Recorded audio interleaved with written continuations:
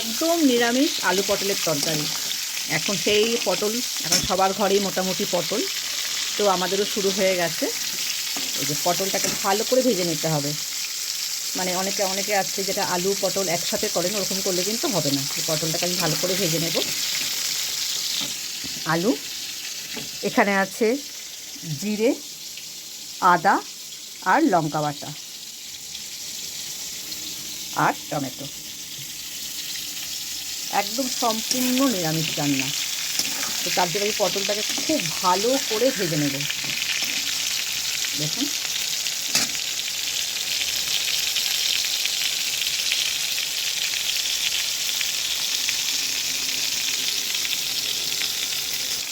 পটলগুলো ভাজা হয়ে গেছে, তাহলে পটলগুলোকে আমি তুলে নেব।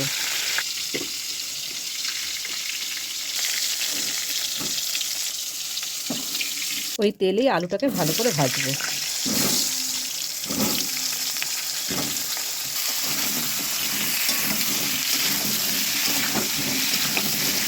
প্রয়োজন মতন হলুদ, স্বাদ অনুযায়ী লবণ।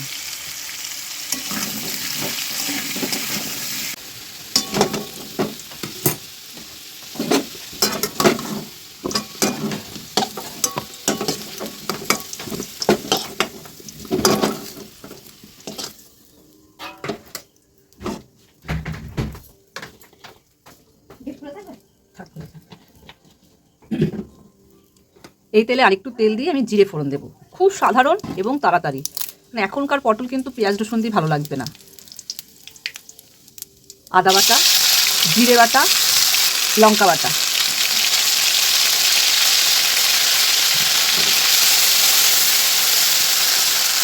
লবণটা বুঝে দিতে হবে, কারণ আমি কিন্তু আলু পটল ভাজার সময় লবণ দিয়েই ভেজেছি, সেই জন্য লবণটা বুঝে দিতে হবে।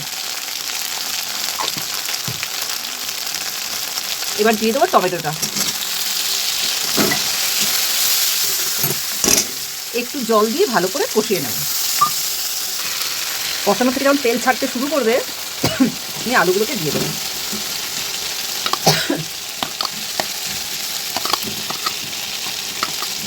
পটলগুলো পটল তো বেশি কষানো যায় না, পটলের টেস্ট নষ্ট হয়ে যায়।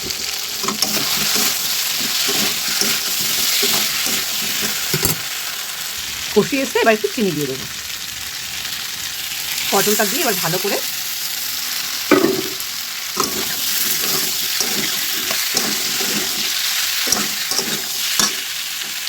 আর একটু জল দিয়ে কষিয়ে নেব।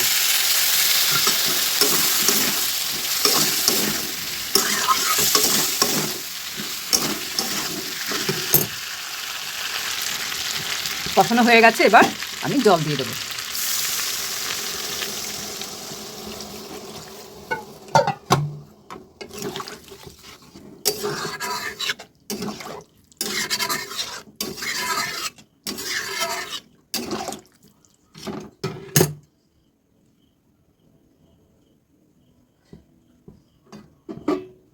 এইভাবে খুন্তির উপরে ঢাকলে দিলে তেলটা বেরিয়ে আসে না। দেখুন, 5 মিনিট ফুটতে থাকবে।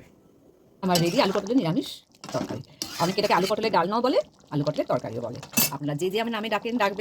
যাই হোক, আমার রেডি দেখুন, খুব সিম্পল, অথচ খেতে খুব সুন্দর। আর আমার ভিডিওটি যদি আপনার ভালো লাগে বা আপনারা চাইছেন আমি এটা কন্টিনিউ করি বা নতুন কোনো রেসিপি, তো আপনারা প্লিজ কমেন্টের মাধ্যমে জানান। আমি চেষ্টা করব আপনাদের সাথে যাতে আপনাদের ইচ্ছাটা পূরণ করতে পারি। আর তবে হ্যাঁ, লাইক, কমেন্ট আর শেয়ার করতে কিন্তু ভুলবেন না।